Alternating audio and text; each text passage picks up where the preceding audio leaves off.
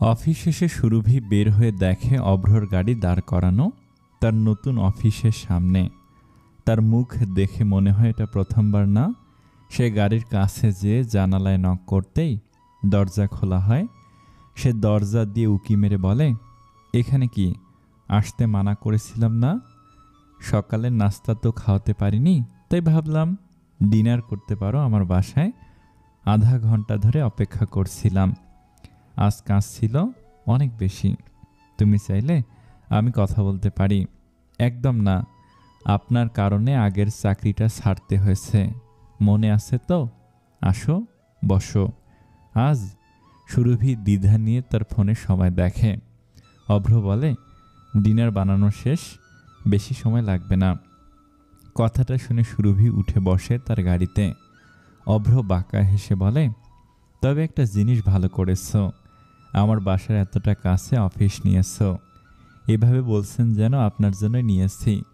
এখন তো আর মনে কি চলে কে জানে। সুরভি তার দিকে তাকিয়ে ভেংসি কাটে। অভ্র হাসে। গাড়ি চালু হয়। তাদের বাসায় পৌঁছাতে 10 মিনিটও লাগে না। সে বাসায় পা রাখতেই বিরিয়ানির ঘ্রাণ তার নাকে এসে লাগে। মনে হচ্ছে আমি না আসলে মিস করে যেতাম। আজ কি আপনার অফ ডে নাকি? যেদিন কাজ থাকে না ওই দিনে আমার অফ ডে। গত 3 দিন টানা কাজ করায় আজ ছুটি পেলাম। টানা মানে কেবল দিনে টানা কাজ করেছেন নাকি দিন রাত টানা কাজ করেছেন? দ্বিতীয়টা। অভ্র রান্নাঘরে যায়। তার পিছু পিছু যায় সুরভিও। বকা দেয় তাকে, আপনি এই কয়দিন ঘুমানোর সময় পাননি, আর আজ যে সময় থাকা সত্ত্বেও ঘুমাননি। এটা রান্না করা কি খুব বেশি জরুরি ছিল?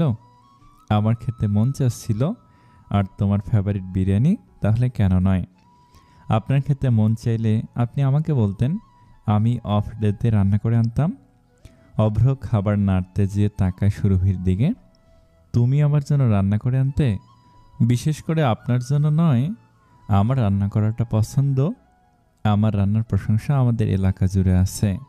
আফসোস, আমার কপালেই তোমার হাতের খাবার নেই। অভ্র তার দিকে তাকে ঝুঁকে এসে বলে। সুরভি পিছিয়ে যেয়ে কাউন্টারের সাথে যেয়ে দাঁড়ায়। সে আশেপাশে তাকে জিজ্ঞেস করে, ফজলু ভাইকে দেখছি না? অভ্র সালাদ বানানোর জন্য শসা, পেঁয়াজ, মরিচ নেয় কাটার জন্য। উত্তর দেয়, আজ আমার কাজ নেই তো, তাই ওর ছুটি। আপনি জানেন আজ কি হয়েছে? রানী সাহেবা, আপনি বললে আমি জানতে পারবো। এখন আমি তো আর আপনার মনের কথা পড়তে পারি না। ওই আপনি একবার একটা ফাইল দেখেছিলেন না, একটা রেপ কেসের, মনে আছে? বলতে থাকো। ওই কেসের তো 3 জন আগে থেকে শাস্তি পেয়েছে, আর গতকাল রাতে একজনের ওপর অ্যাসিড অ্যাটাক হয়েছে। সবারই নিজের কর্মের পরিণতি পেতেই হয়, কিন্তু আমার মনে হচ্ছে এসব কেউ ইচ্ছা করে করেছে। অভ্র থেমে যায়। সে তাকায় সুরভির দিকে। আর তোমারটা কেন মনে হচ্ছে? 1 মাস আগে 2 জনের ড্রাগ এডিক্টেড গাড়ি থেকে আর আরেকজনের বন্ধুরই এমন অ্যাক্সিডেন্ট হয়। যে ছেলেটা এতদিন কোমায় ছিল, কোমা থেকে জাগার পরও সারা জীবনের জন্য পঙ্গু হয়ে গেছে। তার ক্যারিয়ার শেষ। সেলিব্রিটির অ্যাক্সিডেন্টের কারণে সারা দেশে ব্যাপারটাকে বেশ গুরুত্ব সহকারে নিয়েছে। বাকি 2 জনের ওপর তদন্তের পর তাদের জেলে আটক করা হয়েছে। আর এখন এই ছেলেটা, তার ওপর প্রথম কেস অ্যাসিড অ্যাটাকেরই হয়েছিল। ছেলের ফ্যামিলির বেশিরভাগ মানুষ আইনের সাথে যুক্ত, অর্থাৎ আইনের দিকে তার শাস্তি হলেও খুব কম হতো, তাই তাকে জোর জবাবি কর্মের ফল দেয়া হয়েছে। এসব কেবল অ্যাক্সিডেন্ট আমার মনে হচ্ছে না। অভ্র তার ছুরিটা টেবিলে রেখে তার দিকে এগোয়। তার সামনে যে দাঁড়িয়ে বলে, তারা নিজের কর্মের পরিণতিই পাচ্ছে। এতটুকু মাথায় রেখে সব ঝেড়ে ফেলো। তুমি এসব নিয়ে ভেবে রাতের ঘুম হারাম করো না। আপনি কিভাবে জানেন? চিন্তা করলে আমার ঘুম আসে না। সুরভি অবাক হয়ে তাকে জিজ্ঞেস করে, সাথে আরও যোগ করে, আপনি কি আমার থেকে কিছু লুকাচ্ছেন? সময় এলে জানতে পারবে হয়তো। অভ্র ফেরত যেতে নিলে সুরভি তার হাত ধরে জিজ্ঞেস করে, আপনাকে কিছু জিজ্ঞেস করলে সময়ের বাহানা দেন কেন সব সময়? আপনি এতটা রহস্যময় কেন? তুমি রহস্য ভালোবাসো, তাই না? অভ্র তার চোখে চোখ রেখে তার ধরা হাতটা তুলে তাদের এঙ্গেজমেন্টের রিংয়ে চুমু খেতে নিলে সুরভি হাত সরিয়ে নেয়। চোখ নামিয়ে নেয় সে। অভ্র বাঁকা হাসে। সে তার হাত সুরভির চুলের কাছে নিয়ে তার চুলের ক্লিপ খুলে দেয়। ঝরে পড়ে সুরভির ঘন কালো কেশগুলো। তার মুখে ছুঁয়ে গেল কিছু চুল, যা আলতো করে সরিয়ে দিল অভ্র। তার আঙ্গুলের ছোঁয়া পেতে কেঁপে ওঠে সুরভি। সে চোখ তুলতে অভ্রর চোখে চোখ মেলে। অভ্র তার দিকে ঝুঁকে তার একপাশের কাউন্টারে হাত রেখে ভর দেয়। চোখে চোখ ডুবিয়ে রেখে মাতোয়ারা কণ্ঠে বলে, তোমাকে না বলেছিলাম তোমায় খোলা চুলে বেশি ভালো লাগে? লক্ষ্মীমের মতো আমার সামনে এভাবে থাকতে পারো না? এতটা কাছে না আসলেও আপনার কথা শুনতে পারি আমি। সুরভি তার বুকে হাত রেখে সরাতে নিলে অভ্র তার হাতের ওপর হাত রেখে দেয়। সুরভি জিজ্ঞাসুক দৃষ্টিতে তাকায় তার দিকে। অভ্র কিছু বলে না, কিন্তু সে উত্তর পেয়ে যায়। ধীরে ধীরে সে অনুভব করতে পারে অভ্রর বডিতে থাকা স্পন্দনের শব্দ। সে শব্দের গতি অনুভব করার সময় তারও স্পন্দন বাড়ে, দ্রুততম হয়। কিছু মুহূর্ত কাটে। হঠাৎ অভ্র জিজ্ঞেস করে, এভাবে তাকিয়ে আছো যে, প্রেমে পড়েছ? ঘোর ভাঙে সুরভির। সে অভ্রকে তার বুকে রাখা হাত দিয়ে ধাক্কা দিয়ে সরিয়ে দেয়। বলে, আমি সালাদ কেটে আনছি, মিষ্টি কিছু খাবেন? তুমি রাজি থাকলে আমার সমস্যা নেই। সুরভি তার দিকে বড় বড় চোখ করে তাকায়। কি আজে বাজে কথা বলছেন আপনি? কি আজে বাজে বললাম? তুমি জিজ্ঞেস করলে মিষ্টি কিছু খাবেন নাকি? তুমি কষ্ট করে বানাতে রাজি হলে খাবো না কেন? এখানে আজে বাজের কি হলো? 1 মিনিট, তুমি কি উল্টাপাল্টা কিছু ভাবছিলে? সি সুরভি, কি ডার্টি মাইন্ড তোমার। আমি খারাপ কিছু ভাবছিলাম না, আপনি জানতো এখান থেকে। অভ্র তার দিকে তাকিয়ে হেসে বলে, ওকে, আমি তাহলে চেঞ্জ করে আসছি। সুরভি মাথা নাড়ায়। অভ্র যাওয়ার সময় স্বাভাবিকভাবে সালাদ কাটলেও সে যাওয়ার পর কান্নামাখা মুখ করে নেয়। নিজেকেই তার মারতে মন চায়। তার সামনে কি বলে ফেলল এসব। ইনারা দরজা খুলে দেখে মায়া দাঁড়িয়ে আছে, হাতে 6টা ব্যাগ নিয়ে। সে কপাল কুঁচকে অবাক স্বরে জিজ্ঞেস করে, এসব কি? একটাতে তোমার জন্য কিছু নাটস, ফ্রুটস আর স্টোর লেডি প্রেগনেন্সির টাইমে যা খাওয়া সাজেস্ট করলো, আর সবগুলোতে বাচ্চাদের কাপড় চোপড়। আমি মাত্র 3 মাসের প্রেগনেন্ট। মা ভিতরে ঢুকে সব ব্যাগ রেখে বলে, এজন্যই তো মাত্র বাবুর 5 বছর হওয়া পর্যন্ত কাপড় এনেছি, ছেলে মেয়ে 2 জনের। কেন? ইনারা থতমত খেয়ে বলে, কেন মানে? যত যাই হোক, আমি ফার্স্ট টাইম আন্টি হতে যাচ্ছি। ওরও মনে হওয়া উচিত ওর আন্টি কত কুল। সত্যি তুমি আমারই বোন? অতিরিক্ত জ্ঞানী হবার রোগ আছে 2 জনের। আচ্ছা, তুমি চেঞ্জ করে নাও, আমি নতুন নাইট স্যুট একটা বাহির করে রেখেছি তোমার জন্য। ফ্রেশ হয়ে নাও। সভ্য ডিনার বানিয়ে রেখে গিয়েছে। ডিনার তো করে এসেছি। বের হওয়ার সময় জোহানের সাথে দেখা হয়েছিল তখন। জোহানের সাথে? ইনারা কৌতূহল নিয়ে তাকায় তার দিকে। সোফায় বসে একটা বালিশ নিয়ে জড়িয়ে ধরে জিজ্ঞেস করে, ডিনার ডেটে গেছো নাকি? তোমাদের মাঝে কিছু চলছে নাকি? আমাকে তো বলতেই পারো। ডিনারে আমার আর জোহানের সাথে ওর ফ্রেন্ডস ছিল। স্পেসিফিকভাবে বলতে গেলে ওর এক্স গার্লফ্রেন্ড। কথাটা শুনে ইনারার মুখ লটকে যায়। তার ফোনে কল আসে, সভ্যর কল। মা বলে, তুমি কথা বলে নাও, আমি ফ্রেশ হয়ে আসছি। কোন রুমে যাব? ইনারা দেখিয়ে দেয়। তার যাওয়ার পর ইনারা সভ্যর কল ধরে। কি করছো তুমি? মায়া কি এসেছে? এলো মাত্র। তুমি জানো তো তোমার ফ্রেন্ড 1 নম্বরের গাধা, চরম লেভেলের গাধা। কি হলো? জোহান মায়াকে ডিনারে নিয়ে গিয়েছিল তার এক্স গার্লফ্রেন্ডের সাথে। হতে পারে আমাদের ভুল মনে হচ্ছে, ওরা আসলে একে অপরকে বন্ধু ভাবে। দেখো জান, আমাদের লাভ স্টোরির পরে এতটুকু তো আমার অভিজ্ঞতা হয়েছে যে বুঝতে পারবে কেউ কাউকে পছন্দ করে নাকি।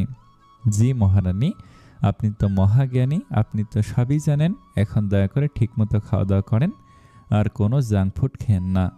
তুমি তো যাওয়ার সময় বলে গিয়েছিলে তোমার মনে হয় আমি তোমার কথা অমান্য করব। 100% মনে হয়। আমি নিশ্চিত তুমি অলরেডি নুডলসের প্যাকেট বের করে রেখেছ। ইনারা ভেবে পায় না কি বলবে। সে চুলায় পানিও বসিয়ে দিয়েছে পাস্তা রান্না করার জন্য। সে আমতা আমতা করে বলে, তুমি যে পৌঁছে আমাকে জানিও। Tata, bye bye, I love you বলে ফোন কেটে দেয়।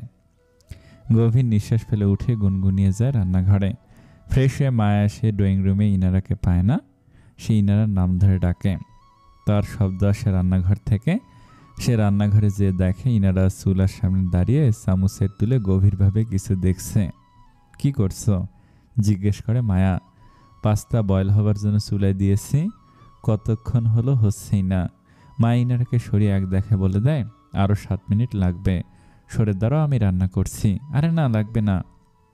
সেদিনের সবার কথা শুনে বুঝেছি তুমি রান্নার কিছু জানো না, তাই অকারণে খাবার নষ্ট করার দরকার নেই। আর উল্টাপাল্টা রান্না করে তোমার পেট খারাপ হলে তোমার হাজব্যান্ড আমাকে ধরবে, তাই সরে দাঁড়াও। ওকে? মায়া ইনারাকে এক বাটিতে পাস্তা বাদাম দিয়ে বলে, এগুলো খেতে থাকো, আমি যা করার করছি। মায়া ফ্রিজ থেকে কিছু সবজি বের করে চপিস বোর্ডে নেয় কাটতে। সে এতটা দ্রুত কাটছিল যে ইনারা ড্যাব ড্যাব করে তার দিকে দেখতে থাকে। এরপর পাস্তা বয়েল হলে সে নিজে নিজে সস বানিয়ে পাস্তা রান্না করতে থাকে।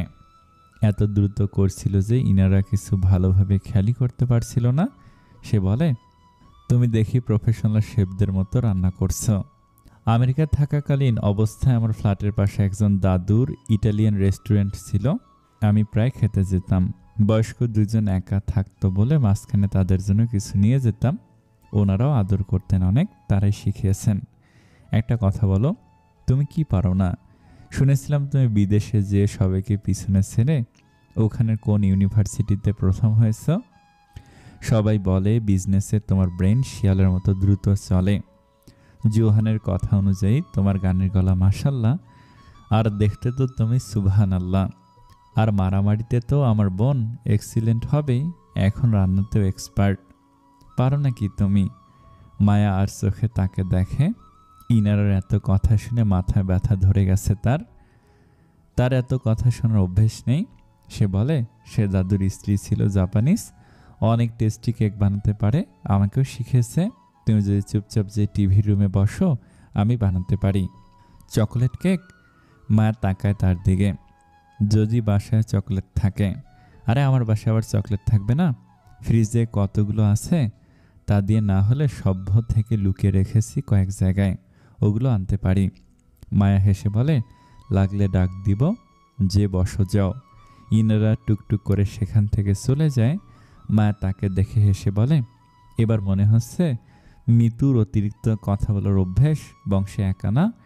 আজমল চাচা থেকে জিজ্ঞেস করতে হবে এরা এত বকবক করার অভ্যাসটা পেয়েছে কার কাছ থেকে। সে জলদি করে পাস্তা রান্নার পাশাপাশি কেকের বাটার তৈরি করে ওভেনে রেখে দেয়। তারপর পাস্তা নিয়ে যায় ড্রয়িং রুমে। ইনারাকে 1 প্লেট পাস্তা দিয়ে নিজে একটু নেয়। তারপর বসে টিভির সামনে। ইনারা ডোরিমনের একটা মুভি দেখে কান্না করছিল। তা দেখে মায়া বলে, তোমার নিজের বাচ্চা হবে 2 দিন পর, আর নিজে বাচ্চাদের মতো কার্টুন দেখে কান্না করছো। ডোরিমনের মুভিগুলো আসল মুভির থেকেও বেশি ইমোশনাল হয়। তুমি বুঝবে না, ওদের ফ্রেন্ডশিপের গল্পগুলো বেস্ট। ফ্রেন্ডরা তো হয় বেস্ট। আমার লাইফে কঠিন সময়েও আমার ফ্রেন্ডরাই আমার সাথে ছিল। ইনারা গভীর নিঃশ্বাস ফেলে জোর করে হাসার চেষ্টা করে। এখন আমার কাছে সব আছে, 2টা পরিবার, আত্মীয়, বন্ধু বান্ধব, এতগুলো ফ্যান, ভালো কেরিয়ার, আমার স্বপ্ন, আর আমার জীবন সাথী যে আমাকে এতটা ভালোবাসে। কিন্তু একসময় ছিল এর মাঝে কিছুই ছিল না, কেউ ছিল না। তখন আমার কাছে কেবল ছিল আমার সেই 2 বন্ধু, আমার খালাজান এবং এক ফুপা যে আমাকে আদর করত। আপন বলতে তারাই ছিল। সে 2 বন্ধু সারা জীবন স্বার্থহীনভাবে আমার সাথে ছিল। সুরভি যে সবসময় চেষ্টা করেছে তার যত্নে আমাকে কখনো আমার মা বাবার কথা মনে না পড়ুক। আর প্রিয়, সে সবসময় আমাকে ভাইয়ের মতো রক্ষা করেছে, অথচ আমি তাকে রক্ষা করতে পারিনি। আমার জন্য সে কাঁপানো নিঃশ্বাস ফেলে। সে আবার নিজের প্লেটে হাত রেখে বলে, আজ ও থাকলে কতটা খুশি হতো যে ও মামা হবে, ওর মামা ওকে কতটা আদর করত। মায়া তার দিকে তাকিয়ে থাকে। কি বলবে বুঝে না। সে ইনারার গল্পটা শুনেছিল আজমল চাচার কাছ থেকে। সে সব পারে, কিন্তু এমন সময় কাউকে কিভাবে সান্ত্বনা দিতে হয় তা জানে না। তবুও কাউকে এভাবে কষ্টেও দেখতে পারে না। সে বলে, জোহানকেও মামা বানানো যাবে। ইনারা তার দিকে তাকায়, হাতের উল্টো পাশ দিয়ে চোখ মুছে বলে, সেদিন সভ্য আর জোহানের কথা শুনে এমনটা বলছো। দুইজন সেদিন কার্টুন থেকে কম যায়নি, পুরাই কার্টুন লাগছিল। ইনারা কথাটা শুনে হেসে দেয়। তার মায়ের দিকে ফিরে বসে বলে, তো কি চলছে তোমার আর জোহানের মাঝে? কি চলবে? তুমি জোহানকে লাইক করো তাই না? কি? আমি জোহানকে লাইক করব? মাথা খারাপ তোমার? সে চোখ ফিরিয়ে নেয়। অন্যদিকে তাকে জলদি করে পাস্তা খেতে শুরু করে। তো করো না? শিওর তো? একদম ঠিক আছে। ইনারা আবারও টিভির দিকে মুখ করে বসে। আবার বলে, আমি তো ভেবেছি তোমাকে বলবো কিভাবে জোহানের ফিলিংস সম্পর্কে জানবে তুমি। কথাটা শুনে মায়ের আগ্রহ জাগে। কি দরকার? কি? তুমি তো ওকে পছন্দই করো না। খাও, ভালো মতো পাস্তা খাও, অনেক টেস্টি রান্না করেছ। মায়া কিছুক্ষণ চুপ থেকে কথাটা নিজের মাথা থেকে বের করতে চায়, কিন্তু পারে না। সেই ইনারার দিকে তাকিয়ে গলা পরিষ্কার করে জিজ্ঞেস করে, তুমি কি বলতে চাচ্ছিলে? আরে বাদ দাও তো সে ব্যাপার, তুমি জেনে কি করবে? এমনিতেই জানতে চাচ্ছি, বিশেষ কিছু না। ইনারা তার দিকে তাকায় না। সে টিভিতে কার্টুন দেখে আর খাবার খায়। মায়ার সহ্য হচ্ছিল না, তার মন মানছিল না, সে নিজেকে নিয়ন্ত্রণ করতে পারছিল না। সে বলে, তুমি বলবে? ইনারা তার হাসি চাপিয়ে রাখার যথেষ্ট চেষ্টা করে। বলে, কোনো শব্দ পাচ্ছ না তুমি? আমি ভালো মতো শুনতে পাচ্ছি না। মায়ের রাগ ওঠে, কিন্তু সে নিজেকে যথেষ্ট নিয়ন্ত্রণ করে। প্লিজ বলো। এখনো ভালো মতো শুনতে পাচ্ছি না। তুমি কি কিছু শুনতে পাচ্ছ? মায়া নিজের রাগকে নিয়ন্ত্রণ করে গভীর নিঃশ্বাস ফেলে। শান্ত গলায় বলে, আমি জানতে চাই জোহানের অনুভূতির ব্যাপারে। প্লিজ বলো, কিভাবে জানবো? ইনারা মুখের ওপর হাত রেখে তার হাসি লুকায়। মায়ার দিকে তাকিয়ে বলে, জোহান ডায়েরি লেখে। আমরা কেউ তা আগে জানতাম না এই ব্যাপারে, কিন্তু আমার বিয়ের আগে ব্যাপারটা বাহিরে আসে। জোহান তার অনুভূতিগুলো প্রকাশ করতে পারে না বা বলতে পারে না।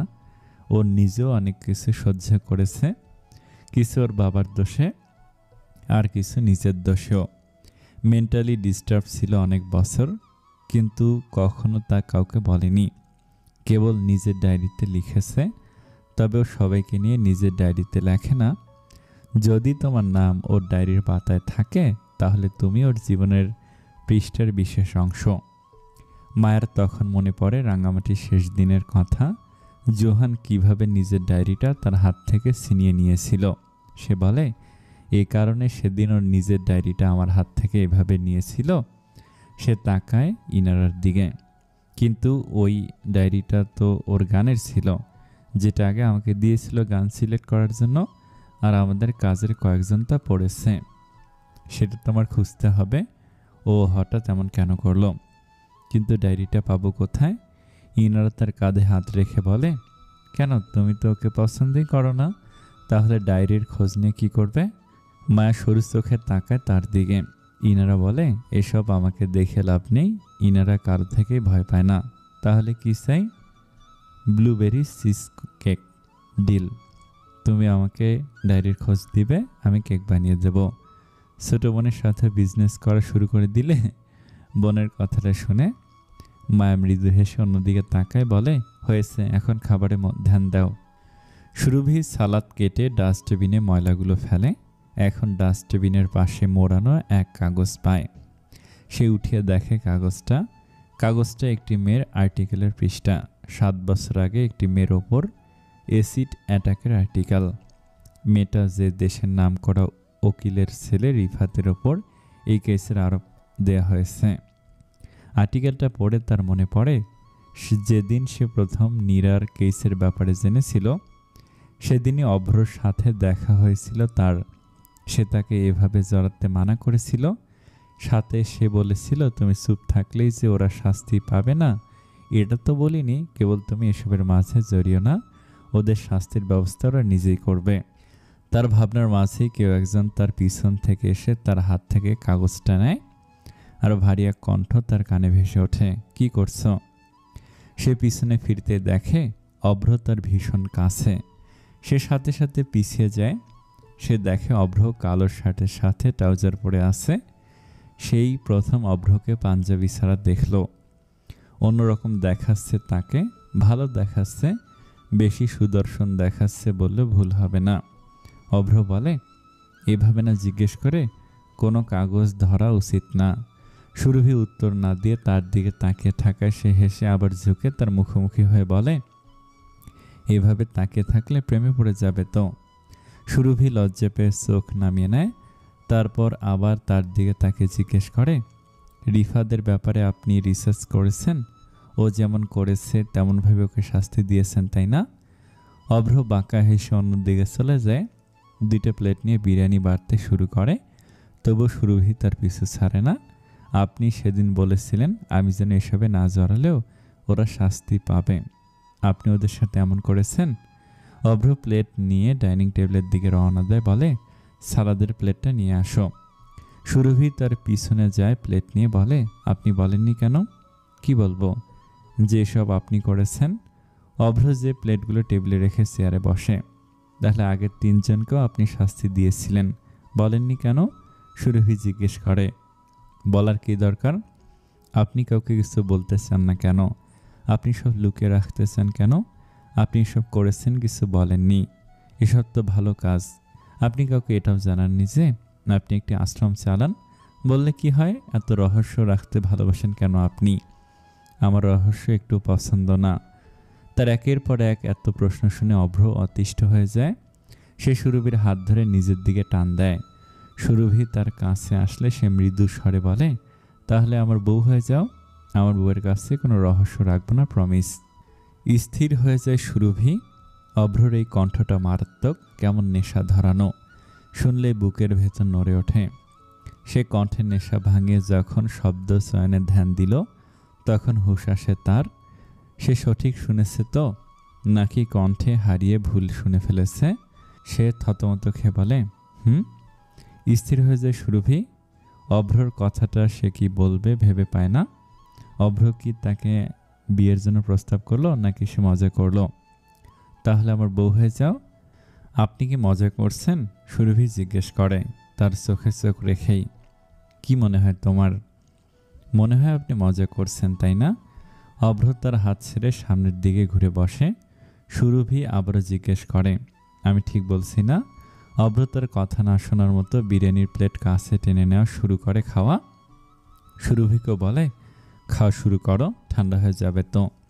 সুরভি বসে তার পাশের চেয়ারে, তাকায় তার দিকে।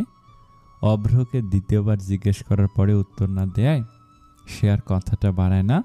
অভ্র ঠোঁটে হাসি নিয়ে তার দিকে তাকায়, বলে, আশ্রমটা আমার না, আমার এক প্রিয় মানুষের রেখে যাওয়া উপহার, আমার বন্ধু গগনের। গগন? আমার সবচেয়ে কাছের বন্ধু ছিল গগন। ছিল? এখন আর কথা হয় না? ঝগড়া হয়েছে? সে আর নেই। সুরভি খাবারে হাত দিয়েছিল, কিন্তু অভ্রর কথাটা শুনে থেমে গেল। চকিতে তাকায় তার দিকে। কি বলবে ভেবে পায় না। সে আজ আরেকটি জিনিসও বুঝতে পারে। সেদিন তার ও ইনারার সাথে প্রিয়র ছবি দেখে অভ্র এত আবেগী হয়ে গিয়েছিল কেন। কাছের মানুষ হারানোর দুঃখটা তারাও আছে, এই কারণে সে এই দুঃখটা বুঝতে পারছে। কথাটা ভাবতেই তার প্রিয়কে শেষ দেখাটা মনে পড়ে। বুক কেঁপে ওঠে তার। সে জীবনে কোনো মৃতদেহ দেখেনি ভয়ে, অথচ সেদিন জীবনের প্রথম মৃতদেহ সে দেখেছিল। সর্বপ্রথম, তাও তার কাছের বন্ধুর। তা ভেবে অজান্তেই তার চোখের কোণে জলের ধারা ঝরে। তার বুকের ভেতর ভার হয়ে আসে। নিঃশ্বাস নিতেও কষ্ট হচ্ছিল তার। সে কাঁপা কাঁপা গলায় বলে, আমার এখন আর খেতে মন চাইছে না। আমি জানি আপনি কষ্ট করে রান্না করেছেন এসব, তবু আমি না খেলে আপনি খারাপ মনে করবেন আমাকে। সে চোখ তুলে চায় না অভ্রর দিকে, তার এতটা খারাপ লাগছিল। মনে করব। অভ্রর কণ্ঠ শোনার পরই সে দেখে অভ্র খাবারে এক নলা তার দিকে এগিয়ে দিয়েছে। সে তাকায় অভ্রর দিকে। সারাদিন ধরে তোমার জন্য ইউটিউব দেখে বিরিয়ানি রান্না করেছি, তুমি না খেলে তো মন খারাপ করবই। কথাটা শুনে সুরভি অবাক হয়, সাথে তার ঠোঁটেও হাসি ফোটে। সে অভ্রর হাত থেকে খাবার খেয়ে বলে, অনেক ভালো হয়েছে। আমার সাথে থাকতে থাকতে মিথ্যা বলা শিখে গেছ। লবণ মরিচ 2টে বেশি হয়েছে। সুরভি হেসে দেয়, আপনি চেষ্টা করেছেন, এটাই সবচেয়ে বড় কথা। অভ্র অন্য হাত দিয়ে সুরভির গালের জল মুছে দেয় আর বলে, এখন কষ্ট করে খেয়ে নাও, ওকে? আমি অনেক বছর ধরে আমার জন্য বেসিক খাবার ছাড়া কিছু রান্না করিনি, তাই ভুলে গেছি। ধীরে ধীরে শিখলে আবার ভালো করে রান্না করে খাবো। আপনি আমার জন্য বিরিয়ানি রান্না শিখবেন কেন? কোনো প্রবলেম নাকি? প্রবলেম নেই, কিন্তু আপনার কষ্ট করা লাগবে না। আপনার যেদিন খেতে ইচ্ছা করবে আপনি আমাকে বলবেন, আমি রান্না করে খাবো। অভ্র তার দিকে তাকায়, মাতোয়ারা নজরে বলে, তুমি সারাদিন অফিস করো, তাও কষ্ট করে আমার জন্য রান্না করবে কেন? আপনিও তো সারাদিন একটানা কাজ করে আজ রান্না করেছেন। আমার তো তোমাকে ভালো লাগে, কিন্তু তোমার জন্য তো এমন না। কথাটা শুনে সুরভি তার দিকে এক পলক তাকে দেখে চোখ নামিয়ে নেয়। তার ঠোঁটের কোনো দুষ্টুমির হাসি। সে এটাও বলছে না যে অভ্র কি সত্যি বলছে নাকি তার মজা নিচ্ছে। এরপর সে চুপচাপ নিজের হাত দিয়ে খাওয়া শুরু করে। কিছুক্ষণ পরে অভ্র নিজেই গাড়ি চালিয়ে সুরভিকে বাসায় পৌঁছে দেয়। যখন তার বাসার সামনে গাড়ি এসে থামে, তখন সে অভ্রর দিকে তাকিয়ে বলে, বাসায় এসে চা খেয়ে যান অন্য একদিন। আচ্ছা তাহলে আমি যাই। অভ্র মাথা নাড়ায়। সুরভি দরজা খুলে কিছু একটা ভেবে আবারও দরজা লাগিয়ে দেয়। অভ্রর দিকে তাকিয়ে বলে, আচ্ছা একটা কথা জিজ্ঞেস করছি, সোজা উত্তর দিবেন, কথা ঘোরাবেন না। আপনি যে তখন ওই কথাটা বললেন না যে বিয়ে বউয়ের কথা, তুমি যা মনে করো ওটাই। আপনাকে বলেছি না সোজা সাপটা উত্তর দিতে? তুমি যা মনে করো তাই। আপনার মতো তেরা মানুষ আমি এ জন্মে আর দেখিনি। সুরভির মেজাজ খারাপ হয় তার উত্তর শুনে। সে রাগে বের হয়ে শব্দ করে গাড়ির দরজাটা লাগায়। তার রাগ দেখে অভ্রর হাসি থামে না।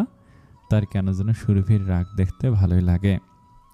এত বছরে প্রথমবার মায়ের অফিসে আসতে দেরি হয়, তাও সে আসে দুপুরে লাঞ্চের পর। ইনারাকে বাসায় একা রেখে আসা তার উচিত মনে হয়নি। সভ্য আসার পর সে বাসায় যেয়ে রেডি হয়ে অফিসে আসে। অফিসে আসার পর সে জোহানের রাখা চকলেটের সাথে পায় একটি পেন ড্রাইভ, যেখানে জোহানের অ্যালবামের সব গান আছে রেকর্ড করা, এডিট ছাড়া। জোহানের কম্পোজার তার কাছে পাঠিয়েছে অনুমোদনের জন্য। রাতে বাসায় যাওয়ার পূর্বে এই অ্যালবাম নিয়ে টিম মিটিং বসবে। তখন সকলকে নিজের উপদেশ দিতে হবে। মায়ের প্রায় বেশিরভাগ গানই পছন্দ হয়। তার বারবার শুনতে শুনতে নিজের সকল কাজ শেষ করে সে। রাতে মিটিংয়ে যে দেখে সেখানে এই অ্যালবামের সাথে কাজ করা সকলে আছে, কেবল জোহান ও রিশা বাদে। তাদের ছাড়া মিটিং শুরু করার আদেশ দেয় মায়া, আর তা যথার্থই বের হয়, কারণ তারা দুইজন 1 ঘন্টার মতো দেরি করে রুমে প্রবেশ করতে। জোহান মিটিংয়ের শেষের দিকে ঢুকে রুমে। সরি, রাস্তায় অনেক ট্রাফিক ছিল তাই দেরি হয়ে গেছে। রিশার অনেক খিদে পেয়েছিল তাই ডিনারে গিয়েছিলাম। তার কম্পোজার সোহাগ জানায়, সরি ব্রো, তোমার অপেক্ষা করেছিলাম কিছুক্ষণ, কিন্তু তুমি আসছো না বলে মায়া ম্যাম মিটিং শুরু করে বলেছে। রিশা তখন খিটখিটে মেজাজে বলে, অ্যালবামটা তো জোহানের, গানগুলো জোহানের, সব কাজ করেছে ও, তাহলে ওকে ছাড়া কীভাবে মিটিং শুরু হতে পারে? শেষ কথাটা ভুল বললে। মায়া তার দিকে আঙুল দিয়ে একটি কলম ঘোরাচ্ছিল। তখন তার দৃষ্টি আটকে ছিল কাগজে। সে বলল, সব কাজ জোহান একা করেনি, প্রত্যেকটি গানে ওর সাথে কমপক্ষে আরও 10 জন কাজ করেছে। কেবল গানে, ভিডিও, অ্যালবাম ডিজাইন তৈরি করা, তা মার্কেট নামানো, প্রমোট করা, ডিস্ট্রিবিউট করা, এসব ছাড়াও আরও অনেক কাজ থাকে যার সাথে শখানেক মানুষ জড়িয়ে থাকে। আর আমার কাছে প্রত্যেকটা মানুষ সমান, কারণ সবার পরিশ্রম থাকে এই কাজে। আর এত পরিশ্রম করার পর তোমাদের ডিনার শেষ হওয়া পর্যন্ত ওরা না খেয়ে অপেক্ষা করবে, তা আমার পছন্দ হবে না। এখন যদি বসতে চাও বসো, না হলে গেট আউট। জোহান মাকে এতদিনে যতটুকু চিনেছে, খারাপ থাকা অবস্থায় তার সাথে তর্ক করা মানে নিজের জন্য সমস্যা দাঁড় করানো। তাই সে রিশার হাত ধরে তাকে নিয়ে একটি চেয়ারে বসিয়ে নিজে অন্য চেয়ারে বসে। সে বলে, রিশা, এখানে আমাদের ভুল ছিল যে আমাদের দেরি হয়েছে, তাই আমরা বেশি কথা না বলি ওকে। তারপর সে মায়ের দিকে তাকে জিজ্ঞেস করে, মিটিংয়ে কোন কোন বিষয়ে কথা হয়েছে, কোনো কিছু কি পরিবর্তন করা লাগবে? অ্যালবামের শেষ গানটা যে পরিবর্তন হয়েছে তা আবারও আগেরটাই দেওয়া হবে, আর 2টা গানের সাথে যে মিউজিক ছিল তা পরিবর্তন হওয়া দরকার। সোহাগ তোমাকে সব ডিটেলসে বলে দিবে। তোমার কিছু বেঠিক মনে হলে সব কাজ শেষে আগামী সপ্তাহে আবারও মিটিং রাখা হবে, তখন সময় এসো। সবাইকে ধন্যবাদ আজ আসার জন্য। মিটিং শেষ, সকলে নিজ নিজ কাজে যেতে পারেন। মায়া উঠে তার ফাইল গোছাচ্ছিল, তখন রিসা আবার বলে, তুমি জোহানকে পছন্দ করো, তাই এমন করছো তাই না? কথাটা শুনে সকলে বিভ্রান্তিতে পড়ে যায়, বিশেষ করে জোহান। সে বিস্মিত সুরে বলে, এসব কি বলছো তুমি? রিসা তার কথা না শুনে মায়াকেই বলে, আমি জোহানের সাথে একা ডিনার করতে গিয়েছিলাম বলে তুমি একটু অপেক্ষা করতে রাজি হওনি হিংসা করে? আমি দিবানিশি গানটা পরিবর্তন করতে বলেছিলাম যেন নতুন জেনারেশন সেই গানের সাথে ভাইব করতে পারে। আমি পাল্টেছিলাম বলে তুমি কেবল ওটাই চেঞ্জ করলে, তাই তো? মায়া তার কথা শুনে হেসে দেয়।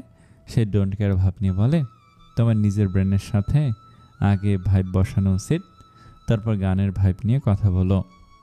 অ্যালবামের প্রত্যেকটি গান একটা গল্প বলে, আর একটা গানের জন্য অ্যালবামের স্টোরি অসম্পূর্ণ থেকে যাবে। আর তোমার নতুন জেনারেশন একটি সাইড গানের জন্য সম্পূর্ণ অ্যালবাম কিনবে না। আমরা লার্জ অডিয়েন্স টার্গেট করছি, কেবল নতুন না, ওকে? আর হ্যাঁ, আমার 2 রকমের মানুষ সহ্য হয় না, যে সময়ের কদর করে না আর যে নিজের ভুল স্বীকার করে না। তাই তুমি যে গতকাল বলেছিলে এই কোম্পানিতে যুক্ত হওয়ার কথা, এই দুটি অভ্যাস ঠিক করে যোগাযোগ করো। তুমি যত বড় তারকাও হও, আই ডোন্ট কেয়ার, এটা আমার কোম্পানি, আমার রুলস চলতে হবে সবাইকে। তারপর সে তার ফাইলগুলো নিয়ে বেরিয়ে পড়ে। সোহাগ রিসাকে বলে, মায়া ম্যাম তো কোম্পানির চেয়ারম্যানদের জন্য অপেক্ষা করে না, আজ তাও আপনাদের জন্য 10 মিনিট অপেক্ষা করেছে, এটাই অনেক। জোহান যায় মায়ের পিছনে। সে মায়ার একটু পরে কেবিনে ঢুকে বলে, সো সরি মায়া, আমি রিসাকে বলেছিলাম আমরা আশেপাশের কোনো রেস্টুরেন্টে খেয়ে নেই, বাট ওর ফেভারিট রেস্টুরেন্টে যেতে হতো। আমি ভাবতেও পারিনি এত ট্রাফিক হবে ওদিকে। মিটিং রুমের কথা সেখানে শেষ। সে চেয়ারে বসে বলে, তুমি রাগ করোনি তো? বললাম তো মিটিংয়ের কথা মিটিং রুমেই শেষ। না মানে রিসা যে হঠাৎ বলল যে তুমি আমাকে পছন্দ করো, এই জন্য সরি অ্যাগিন। ও একটু না বুঝে কথা বলে ফেলে আর কি, কথাটা শুনে লাগিও না। মায়া কিছু বলে না। জোহান আবারও বলে, তুমি কি ডিনার করেছো? না, কেন? মা এসেছিল আমার বোন ঐশীর বাসা থেকে, তোমাকে দেখতে চাইছিল, ডিনারের জন্য ডেকেছে। আচ্ছা, আমি কাজ শেষ হলে সবার আগে যে আন্টির সাথে দেখা করে নেব। আমি তাহলে অপেক্ষা করছি। তাহলে রিসার কি হবে? সে টেবিলে কনুই রেখে গালে হাত রাখে। ওয়েট, তুমি কি ভাবছো ওর সাথে আমার কিছু চলছে? ভুল ভাবছি, সেই লেভেলে ডেটিংয়ে যাচ্ছ তো দেখছি, আর ও তোমাকে পছন্দ করে বলল। এসব ভুলেও ভেবো না। সে এসে মায়ের সামনে চেয়ারে বসে গম্ভীর মুখে বলে, ওকে 1 বছর ডেট করে আমার তেল মজে গেছে। জাস্ট শোয়াপ ছাড়া কিছু করে না। রিলেশন কি শোয়াপ এর জিনিস? অবশ্যই সেটা কেবল মিডিয়া প্লে ছিল। আমার বাবার কাছে মিডিয়া প্লেই কেবল সাফল্যের রাস্তা ছিল। কোনো সাকসেসফুল লেডি থাকলে তার সাথে আমার রিলেশন হলে দুইজনের জনপ্রিয়তা বাড়ত। আর যদি কোনো নিউ মেয়ে কোম্পানিতে জয়েন করত, তাহলে আমার সাথে ডেটের নিউজ আসলে সে মেয়ের ফলোয়ার বাড়ত। 2 দিকে কোম্পানির মুনাফা ছিল। আর বিশ্বাস করো, আমার বাবার কাছে আমার থেকে বেশি তার কোম্পানি প্রিয় ছিল। আমি জীবনে কেবল একটা সিরিয়াস রিলেশনে গিয়েছিলাম, তা প্রায় 8 বছর পূর্বে আমার কেরিয়ারের শুরুতে। অনেক ভালোবেসে ফেলেছিলাম, আর একবার তো ভালোবেসেছিলাম, কিন্তু মা তার কথা কেটে বলে, কিন্তু সে ভাবি হয়ে গেছে বলে নিজে হেসে দেয়। তুমিও মজা নিচ্ছ? জোহানের কথা শুনে মায়ের হাসি আরও বাড়ে। সে বলে, তোমাকে আর সভ্যকে যে কার্টুন লাগছিল সেদিন, না হেসে পারা যায়? দেখো, আমার উপর হাসবে না বলে দিলাম। তুমি হাসলে, আমি হাসলে তুমি কি করতে পারবে শুনি? জোহান মুখ খুলে কিছু বলার জন্য কিন্তু চুপ করে যায়, কিন্তু সময় বিরতি নিয়ে বলে, আচ্ছা তুমি হাসতে পারো, তোমাকে হাসলে সুন্দর দেখায়। কথাটা শুনে মায়া অপ্রস্তুত ছিল। সে চোখ সরিয়ে নেয়, একটি ফাইল হাতে নিয়ে বলে, আচ্ছা তুমি যাও তাহলে, আমি একটু কাজ শেষ করে তোমাকে ফোন দিচ্ছি। ওকে, অপেক্ষা করছি তাহলে। মা দেখে জোহান গিয়েছে কিনা। সে দরজা দিয়ে বের হওয়ার পর বুকের বাঁ পাশে হাত রেখে গভীর নিঃশ্বাস ফেলে। জোহানের চোখে তাকালে তার হৃৎপিণ্ডটা এমন বেহাল অবস্থা কেন হয়? কিছুক্ষণ পর কাজ শেষ করে কেবিন থেকে বেরিয়ে কলি দিচ্ছিল জোহানকে, হঠাৎ তার কাঁধে কেউ হাত রাখে। সে তাকায় পিছনে, কিন্তু কাউকে পায় না। তারপর সামনে তাকিয়ে হঠাৎ জোহানকে দেখে ভয় পেয়ে যায়। সে পিছিয়ে যায়, বুকে হাত রেখে গভীর নিঃশ্বাস ফেলে বলে, ভয় পেয়ে গিয়েছিলাম। মায়া চৌধুরীও ভয় পায়। এটা লেটেস্ট নিউজ। সে জোহানকে একবার কাঁধে মারে, কিন্তু মারতে নিলেও জোহান তার হাত ধরে নেয়।